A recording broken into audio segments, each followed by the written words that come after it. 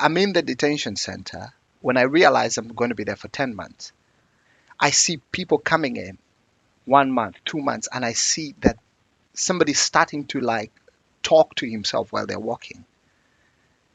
And they start screaming and they start banging walls, and then they're taken away in isolation. And then you don't hear or know anything that happens to them. And we realized we needed to do something to just help. Because after this experience that I had with the poster that I told you about, I spoke to some of my other friends who were there, and we started a prayer group just to encourage each other. And because sometimes people would come and within 2 weeks they're deported, and then, but we just made sure that if somebody had to leave, at least they didn't leave with uh, their hearts broken, that they would leave encouraged to know that there is hope and there is a better another door that is waiting to open because this has been closed. And I started to search within myself to realize that I was actually an encourager, that I just had this interest in people, just listening to voices and just seeing faces and understanding the things that are going on in people's hearts. And so I just made myself available to just speak to people and listen to them. And it gave me peace, but also like gave me something to run by, just to have something to live for. So I would be thinking, sitting in my cell, I'm like, whose cell can I go to today? When they open in the morning, who can I visit this morning? Yeah. And then I would just go and like, hey, how is it going? And they're like, yeah, I don't know what's happening. My lawyer told me they got the temporary visa travel document, and I think I'm going to be deported. I don't know what's happening. I'm like, man, I can understand. That's tough. It's but what are your plans? Is like, I don't know. I don't know. I have this and I have that, and basically we're just talking about things like that.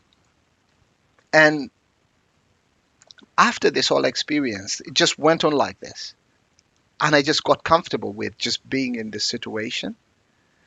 And it's just fascinating how you can just be in the wrong place and get comfortable.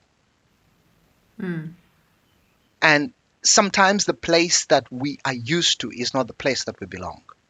And for me, I saw this firsthand for myself, that the day came and in the evening I was just coming from outside, and one of the guards said, we received a fax from the court. You're supposed to be released tomorrow. I panicked. I'm like, what am I going to do? Where am I going to go? I don't know what to do. I don't know. And I'm like, let me just stay here because I just got used. But I'm like, I don't belong here. Yeah. Yeah. And so I sat down that night and I thought, I'm like, what am I going to do? Then I remembered one of my friends. He had told me, if you ever get released and you need help, because he was also in the detention center, but he said, if you ever get released and you need help, call me. So I called him. I'm like, hey man, I've been told that I can be free to go tomorrow, but basically I have nowhere to go. Yeah. Because I was in a detention center and all I did, I think I read the Bible for like 3 or 4 hours every day. We did a lot of praying, and that just soaked into me. Yes, I was a Christian already, but this whole experience, and the way I like to say it is, I went into this whole experience as a boy and I came out as a man. That I didn't need to hear it from anyone. When I got out of that detention center, I knew that I was a better version of myself than when I went in, because I was now thinking about how can I be of service to other people. It was not so much about my own life anymore, my own interest or the things that I wanted to get out of life. And I got this idea while I was in the detention center to write a book actually about this.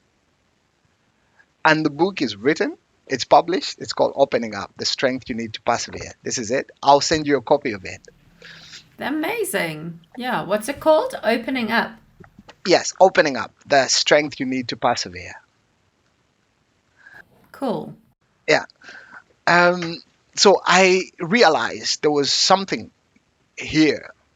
And basically, in the book, I just tell everything as it is. And when I went to the church, the pastor took a liking to me and it was like, tell me about yourself. I told him all of it because in my mind, I was looking for an opportunity to right my wrong.